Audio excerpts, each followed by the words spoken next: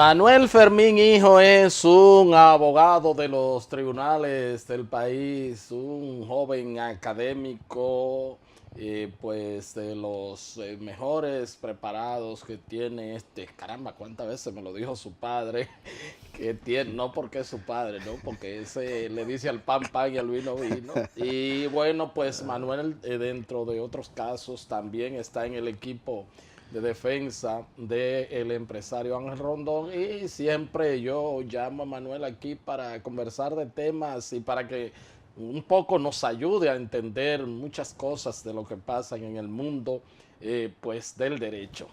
¿Cómo anda Héctor, usted? bueno, para mí es un placer nueva vez estar aquí contigo, porque esto es un programa, yo lo catalogo como una casa, Así mismo, así una mismo, segunda casa televisiva, porque así tengo mismo, una ya así con mismo. el viejo, Así. pero tengo esta Sí, también aquí. sí, así, así.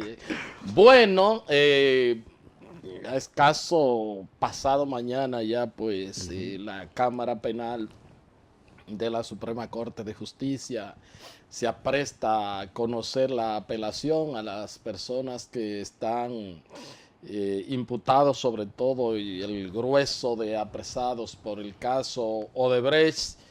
Y uno aquí tendría que analizar dos vertientes, o sea, si mediáticamente, hay que decir, si mediáticamente, hay las condiciones para variarles la medida de coerción a esa gente, y si jurídicamente, aunque usted no lo crea, así es que tenemos que hablar, y si jurídicamente pues existen las condiciones, los Claro, presupuestos de arraigo para que esa gente pues puedan seguir en el proceso. Entonces, claro. yo quisiera como que usted me ayudara un poco a entender, que tú me ayudaras, excúsame, a entender Sí, sí, cómo, sí. cómo puede, pues, este proceso de este jueves, qué podría, o sea, tú entender que, qué puede esperarse de él.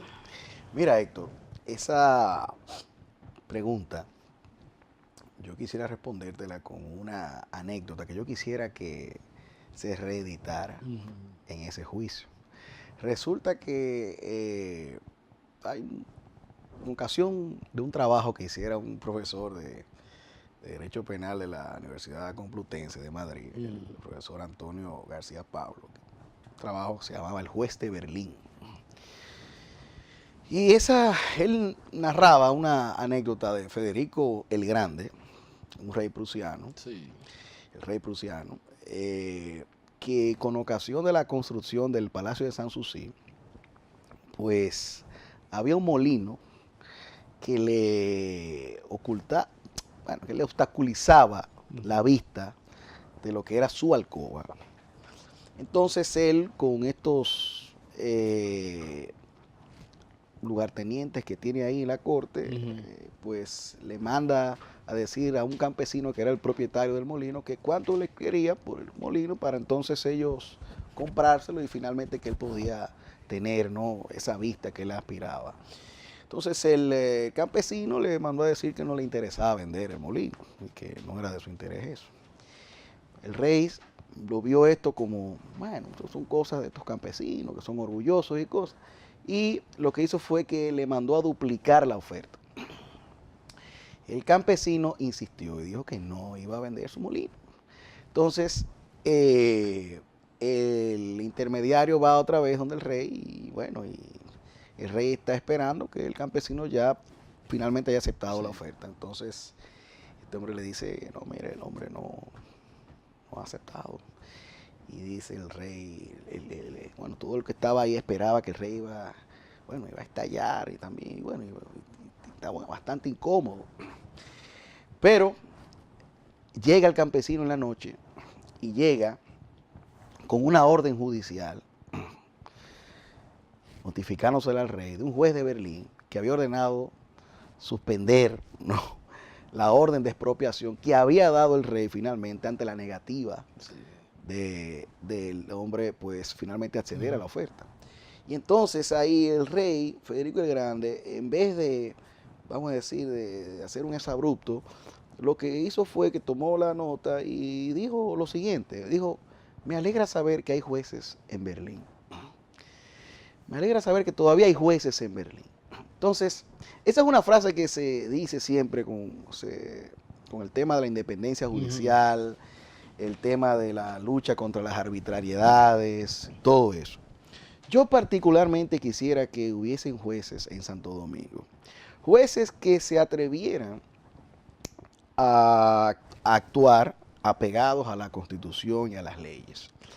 Este caso, el caso de Odebrecht, donde evidentemente ha habido un despliegue mediático poderosísimo, vamos a decir, y es natural, es un caso de una envergadura internacional, ¿no? De escala internacional, mundial, donde está involucrado el Departamento de Justicia, donde está involucrado, bueno, la Procuraduría de Brasil, en Suiza, bueno, el mundo entero. Pero ¿qué ocurre? En la fase que estamos, lo que se está discutiendo es si estas personas deben esperar un juicio al cual tienen derecho todos, un juicio oral, público y contradictorio, donde se debata todo lo que es la imputación con las pruebas que ellos incluso aporten en el interrogatorio, los testigos, sobre todo a estos delatores premiados, esperar ese juicio en libertad. De eso es lo que se trata. De eso es lo que se trata. Entonces, para eso hay que analizar esto, ¿no? Desde la perspectiva 1 de lo que es la presunción de inocencia, que dice la Suprema Corte de Justicia, que no es una presunción, que es un estado jurídico que hay que destruir.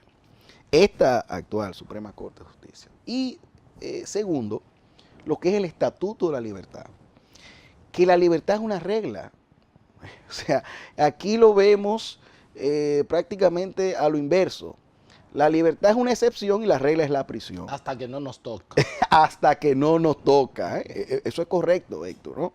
Porque el que siempre ha criticado todo esto del exceso de la prisión preventiva, yo que he tenido experiencias muy amargas en otros casos, no de esta envergadura, ¿no? Pues he tenido que vivir, ¿no? esa visión autoritaria, arbitraria, donde aquí por la gravedad, que fue una modificación legislativa que se introdujo al Código Procesal Penal en el 2015, a través de la Ley 1015, esa gravedad, ese concepto de gravedad, es lo que ha dado lugar entonces a que los jueces se monten en esto para decir, bueno, como estos son imputaciones gravísimas, no ha lugar a la libertad de estas personas porque pueden representar, que es lo que dice el juez Acuo en su resolución. Sí. El juez Acuo dice, en la página 45, en el segundo párrafo, dice que estas personas tienen suficiente arraigo y no representan peligro de fuga. Óigase bien. ¿Qué es lo que él dice? Que hay que tener en cuenta el equilibrio entre los derechos del imputado y los derechos de la sociedad y las víctimas de la infracción. Esas son las llamadas consideraciones peligrosistas, que en buena parte, en algunas legislaciones... Pero además una concepción totalmente abstrata, o sea... Totalmente, O sea, eso depende a lo que tú digas. Héctor, sí. Es que en la decisión no se explica en qué consiste este desequilibrio, ¿no? No se explica en qué consiste el peligro que representan estas personas, por qué representan un peligro. Y eso nunca iba a ser posible, Héctor, por la sencilla razón de que la consideración peligrosista, que es de por sí inconstitucional, voy a explicar por qué, pero la consideración peligrosista donde se ha establecido, por ejemplo en Alemania, el profesor Klaus Rotzin, que es una eminencia en el derecho penal y en el derecho procesal penal, conocido, ¿no?, a nivel global como uno de los juristas de más prestigio. Él dice con sobrada razón, el peligrosismo solamente aplica en delitos en donde el bien jurídico que se pretenda resguardar sea, por ejemplo, la integridad física de una persona. Y entonces ahí vienen esos delitos clásicos que sí representan un atentado como el homicidio y el asesinato, pero sobre todo los delitos ahora de, vamos a decir, una nueva tendencia de los riesgos que se viven a nivel global como el terrorismo, el genocidio. Yo le agregaría, por ejemplo, en temas el sicariato, claro, son cuestiones que sí pudieran, vamos a decir, servir de fundamento. Pero ¿qué dice él? Que aún así, aún tomándose en consideración eso, la gravedad de esas imputaciones, como quiera, la medida de coerción no puede perder su finalidad, que es una finalidad estrictamente cautelar e instrumental. Quiere decir, asegurar la presencia del imputado en el proceso. Y un segundo peligro, que esos son los peligros procesales.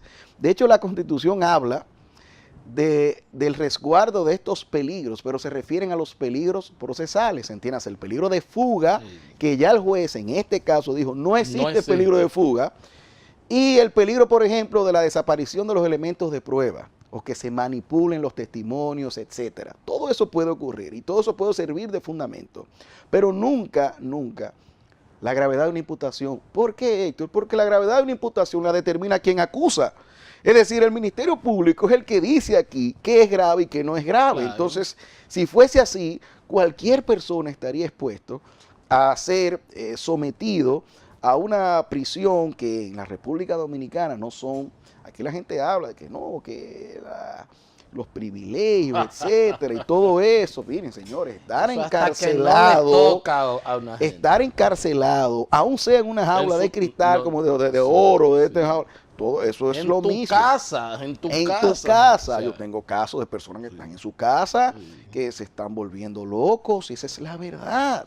Porque hay que entender que el estado natural de un ser humano es la libertad, y por eso la Constitución lo establece como tal. Sí. Esa es la verdad. Entonces, ¿cómo no? Déjame solicitar aquí, Manuel, una pausa porque tengo que cumplir con unos compromisos y regreso con esta entrevista con el doctor Manuel Fermín. Él es del equipo de abogados del empresario Ángel Rondón. Entonces regresamos y continuamos ya con la parte complementaria de la entrevista.